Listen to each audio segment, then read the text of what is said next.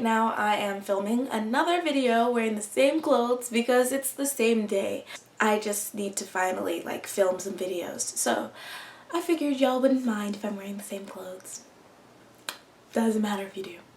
This one is called Black in Korea, and the reason I'm making this video is just because I think some people are curious about what it's like being black in a foreign country, specifically an Asian country where most of the people are the same ethnicity. So Korea is a pretty homogenous country. Most people in Korea are Korean, and there's a lot of people in Korea. So being foreign and coming here, you stand out. Being black and coming here, you really stand out. So I just wanted to break it up into just 6 simple points because I don't want to get too deep into the psychological things and reasons why being black in Korea is different than being black in America, Texas, where I'm from. So it's going to be 3 positive things and 3 negative things of being here in Korea and being black. I'm going to start with negatives because I prefer to save the best for last. Number 1, people look at your differentness and assume that you can't speak Korean. So the reason why I don't like this is because I can speak a little bit of Korean. I'm not fluent by any means, but if I go into a store or a shop, like a coffee shop or restaurant or something like that, I've even had instances where the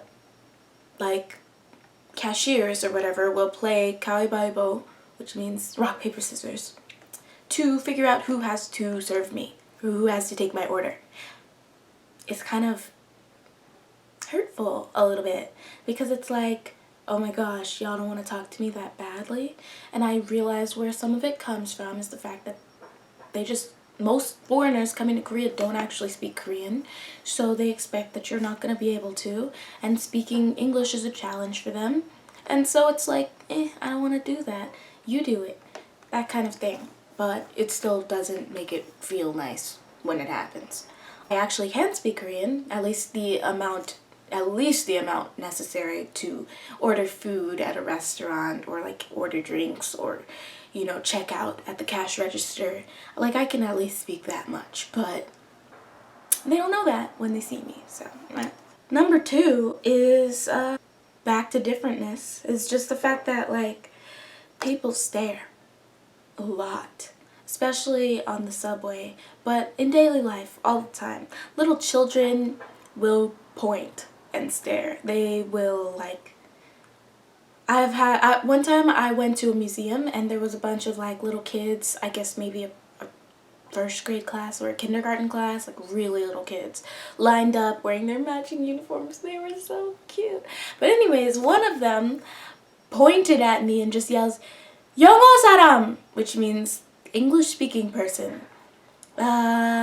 which I am, but still, it's a museum where mostly everybody is quiet, and this little kid just yelled and pointed in my direction.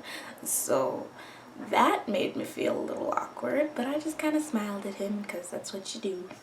And old men and women stare a lot, and they will not look away. So let's say they're staring at you,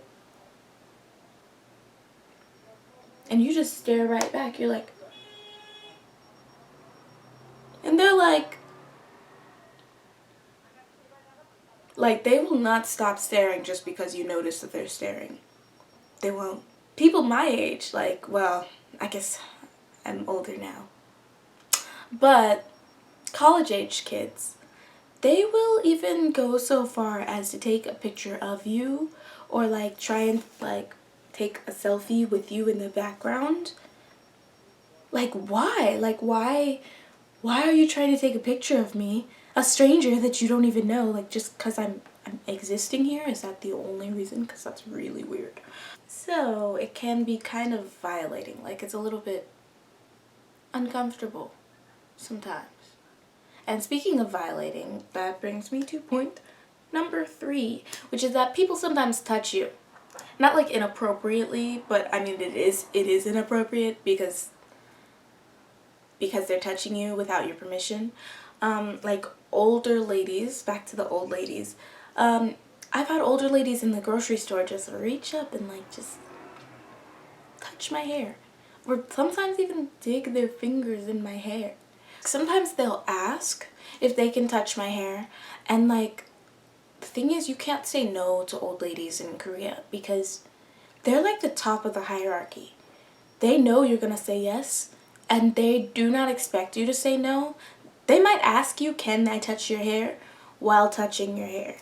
And okay, technically I could be like, no, don't touch me, and get an attitude, but that really would not make anything better. Like, you just have to trust me that that would not make my life easier in Korea.